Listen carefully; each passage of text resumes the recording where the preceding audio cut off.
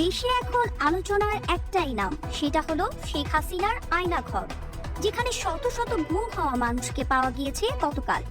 এবার সেই আয়নাঘরের কাহিনী নিয়ে সিনেমা করতে যাচ্ছে দেশের শীর্ষ নায়ক শাকিব খান।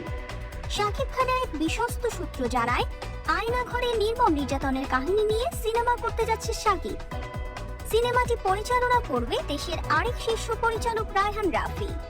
জানা যায় ইতিমধ্যে আয়নাঘর নিয়ে গল্প লেখা শুরু করেছে রাফি, যেখানে মেইন হিরো হিসাবে অভিনয় করবে শাকিব খান।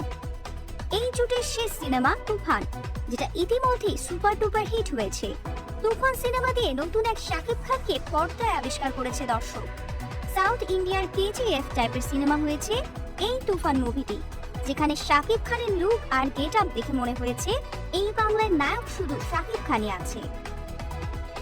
এছাড়াও সামনে খুব শীঘ্রই আসতে যাচ্ছে তুফান সিনেমার দ্বিতীয় কিস্তি তুফান 2, যেটা নাকি বাংলা সিনেমার ইতিহাসে সবচাইতে বড় বাজেটের সিনেমা হতে যাচ্ছে, যেখানেও ফাটাফাটি লুকে দেখা যাবে শাকিব খানকে। সামনে শাকিব খানের আরেক সিনেমা দরদও মুক্তি পেতে যাচ্ছে সিনেমা হলে।